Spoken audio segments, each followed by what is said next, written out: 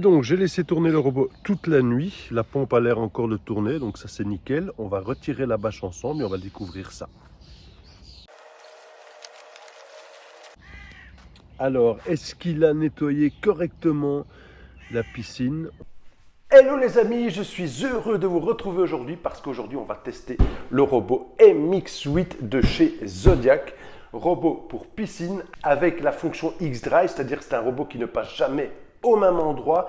Et j'ai pris un robot mécanique cette fois-ci parce que franchement, j'ai déjà eu 3 robots de type électrique et je n'ai eu que des problèmes avec. Soit c'est le moteur qui lâche, soit il ne fonctionne pas bien, il flotte. Donc je me dis pourquoi pas essayer un robot mécanique qui se fixe soit sur la buse d'aspiration, soit sur le skimmer. On découvre ça ensemble. Juste avant de commencer ce test, je voulais juste vous signaler que cette vidéo n'est absolument pas sponsorisée par Zodiac.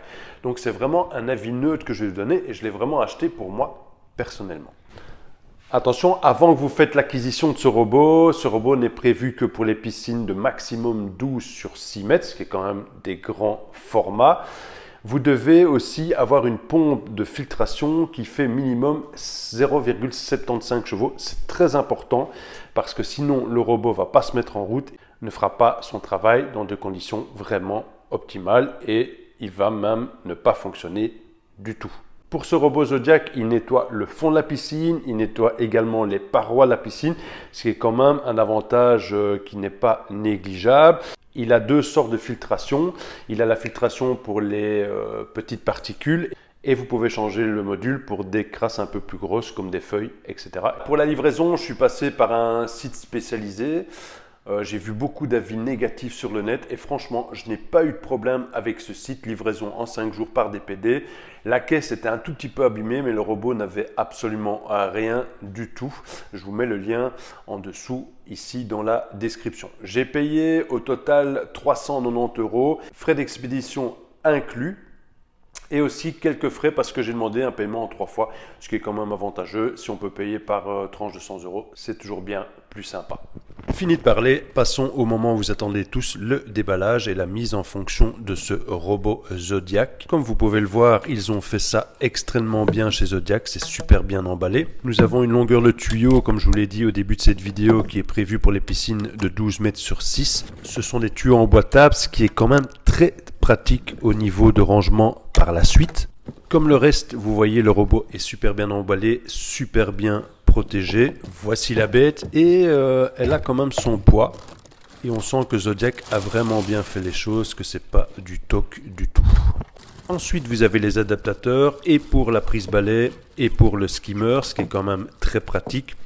Personnellement, moi j'ai opté pour le skimmer parce que j'avais une force de filtration bien plus puissante. On en parlera plus tard, mais vous avez aussi un régulateur de pression qui est vraiment très intéressant et qui m'a permis vraiment de bien faire fonctionner mon robot. Alors pour monter sur le skimmer, vous mettez cet adaptateur dans le trou du skimmer. Vous venez y placer dedans le régulateur de pression et l'adaptateur où vous viendrez mettre le tuyau du robot par ici. Donc on va simplement le mettre comme ceci dedans.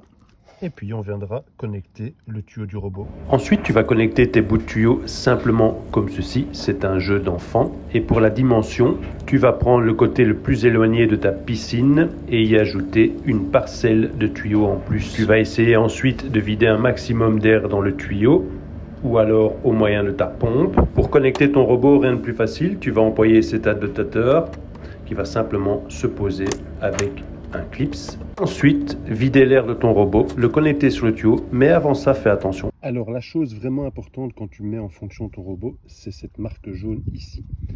En fait, tu vas calculer avec ton chronomètre combien de temps met la roue à faire 10 rotations. Ces 10 rotations doivent faire entre 20 à 25 secondes. Sous de ces 20 à 25 secondes, tu risques d'endommager le robot parce qu'il y a trop de puissance dans l'aspiration. Et au-dessus des 25 secondes, ton robot ne bougera même pas, ou très peu, et donc il ne fonctionnera pas de manière optimale. Alors cette partie-là, le régulateur de pression, moi il m'a bien aidé. C'est vraiment important quand tu l'utilises dans le skimmer, parce que vraiment tu as une pression qui est plus forte, en tout cas chez moi, que la prise balai.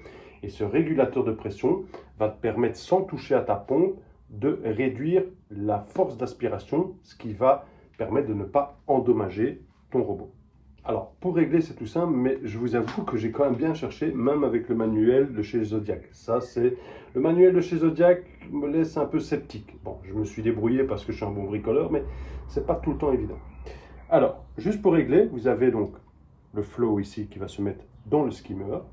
Et vous allez simplement régler la pression en retirant la partie grise ici, en tirant dessus. Donc, il y a 4 graduations de pression, de moins fort au plus fort. Si vous la mettez sur la partie 4, ben là, le clapet a difficile à s'ouvrir. Donc l'eau va bien rester dedans et la pression sera optimale.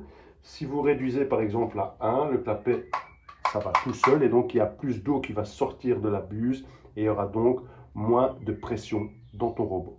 Ça, c'est vraiment une partie très importante. Si vous avez respecté toutes ces étapes, votre robot devrait enfin fonctionner parfaitement comme ceci. Le montage aux parois se fait vraiment avec aisance. Ce qui est vraiment intéressant avec ce robot mécanique, c'est qu'il n'a pas de panier, c'est-à-dire que les crasses ne vont pas dans le robot et vont directement dans la crépine de ta pompe et repassent par le filtre. Ça demande quand même vraiment moins d'entretien qu'un robot traditionnel électrique où moi j'avais toujours des problèmes pour nettoyer le panier. Parfois il y avait trop de crasse, il ne montait plus. Enfin, c'était vraiment la croix et la bannière avec ce type de robot. L'avantage aussi, c'est qu'il fonctionne simplement avec des tuyaux comme ceci. Tu n'as plus de câble électrique. L'entretien, c'est facile. Tu passes avec un petit tuyau d'arrosage en fin de travail et ton robot est vraiment nickel. Voilà donc ce test et tuto du robot Zodiac MX8 est terminé. Pour ma part, je suis vraiment conquis et satisfait par ce robot. Maintenant, une personne n'est pas l'autre et vous en jugerez par vous-même via la vidéo ou même si vous en faites l'achat. Mais moi, si je dois le recommander, je le recommande sans souci. La seule difficulté, c'est vraiment la mise en place et alors la lecture du bouquin explicatif n'est pas très intuitif. Il est donc temps maintenant de nous quitter, j'espère que ça vous a plu. N'oubliez pas de lâcher un petit like, ça fait toujours plaisir. Si vous avez d'autres questions sur ce robot, n'hésitez pas à laisser des commentaires ici en dessous de la vidéo et j'y répondrai avec plaisir. Peut-être pas en temps réel, mais je vous promets que j'y répondrai. Si ça vous a plu, pourquoi pas vous abonner. Je vous dis à la prochaine et voici donc le résultat final. Alors, est-ce qu'il a nettoyé correctement la piscine? On va regarder ça tout de suite. Et franchement, le résultat est génial.